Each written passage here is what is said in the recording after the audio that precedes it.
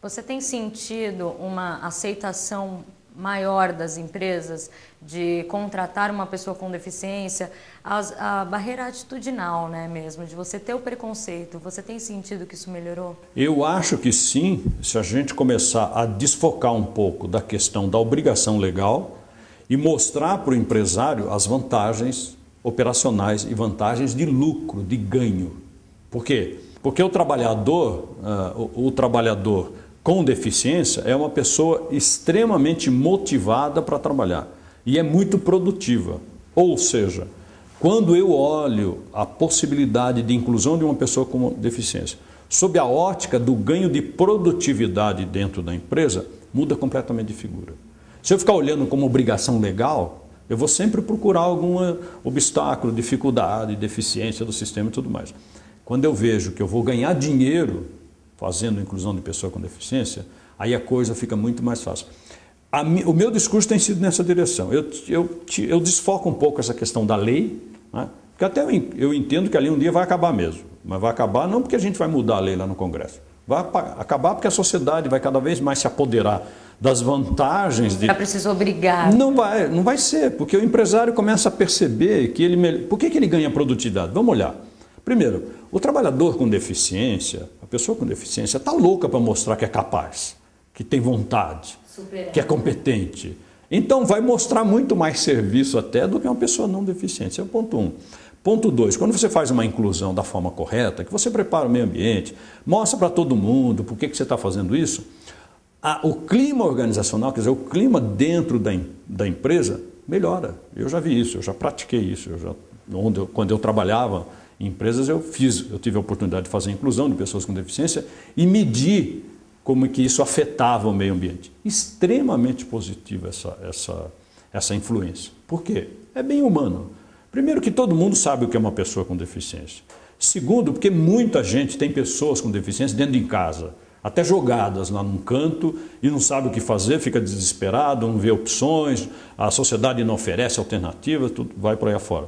Quando elas começam a perceber que tem oportunidade para os outros, começam a falar, então quer dizer que tem para os meus também.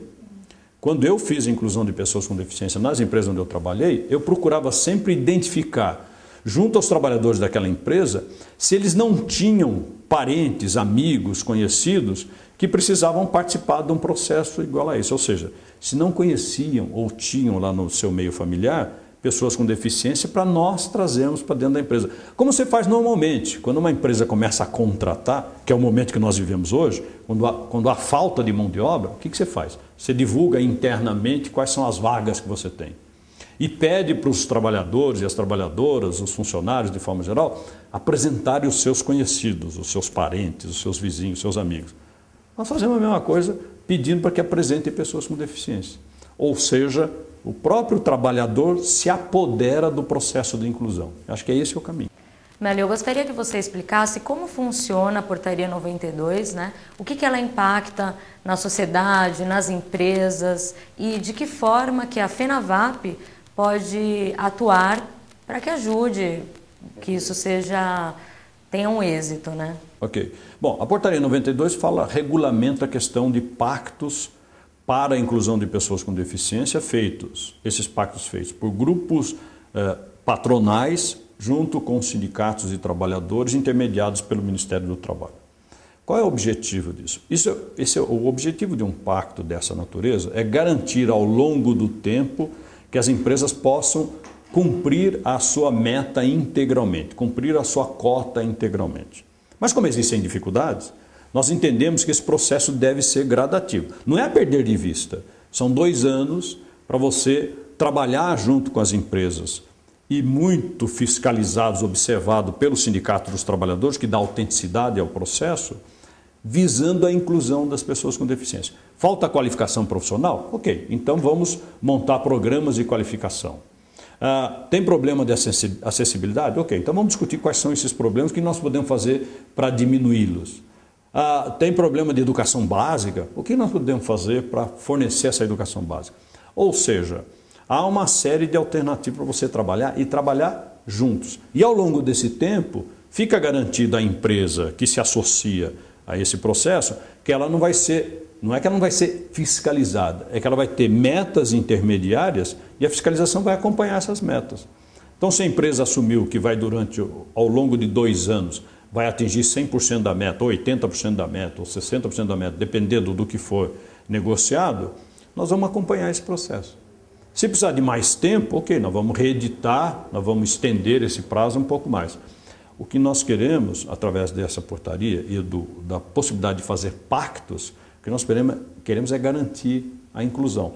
Não adianta você simplesmente fiscalizar e multar as empresas. Você não garantiu a inclusão. Você multou, a empresa vai recorrer, vai pagar a multa e as pessoas com deficiência continuam à margem do mercado. O que nós temos que fazer é criar caminhos para facilitar o processo. Esse é o espírito da portaria. E tem uma novidade, a possibilidade de você fazer pactos para a inclusão de pessoas com deficiência no estado de São Paulo já existe há mais de 4 anos. A única diferença da portaria é que ela regulamentou, ela deu transparência ao processo. Ela deixou claro quais são as premissas, qual é o processo que deve ser adotado para buscar isso. A única vantagem é essa. E nesta ação de conscientizar as empresas, de criar alternativas para que elas consigam contratar pessoas com deficiência, a FENAVAP tem um papel importante? Bom, veja, eu entendo que organizações do tipo da VAP, FENAVAP, são organizações fundamentais para viabilizar esse processo. Quando você fala em colocar juntos os parceiros, representantes dos trabalhadores, representantes das empresas, o Ministério do Trabalho intermediando esse processo, é óbvio que tem que ter por trás uma instituição que faça a qualificação dessas pessoas, porque invariavelmente vai passar pela necessidade de você qualificar gente. E quem tem competência técnica para qualificar uma pessoa com deficiência numa área administrativa, numa área operacional, qualquer que seja? São instituições preparadas para isso. São instituições que já desenvolveram esse processo de aprendizagem. E a AVAP, sem sombra de dúvida, pela experiência que eu estou tendo, conhecendo, participando junto de seminários, discutindo nas palestras e tudo mais, e até porque eu moro em Santo André, então eu vi a AVAP nascer, né? Eu acompanhei à distância, obviamente, não acompanhei de perto, mas morando ali na região do ABC, e a AVAP sempre foi, né, uma entidade de extrema expressão dentro da região do ABC, até pela forma como nasceu e como conduziu esse processo todo.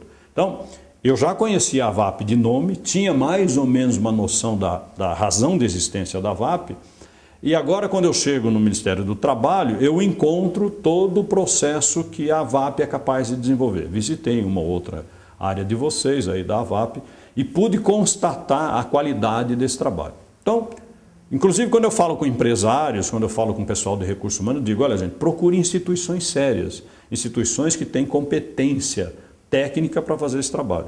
E entre elas, não somente a VAP, obviamente, eu cito a VAP pela experiência, pela competência. Então, eu acho fundamental que cada vez mais a gente desenvolva uma rede de instituições, e a VAP, FENAVAP, nesse aspecto está, logicamente, incluída, instituições sérias, competentes para dar suporte técnico às empresas no objetivo da gente ampliar a inclusão de pessoas com deficiência.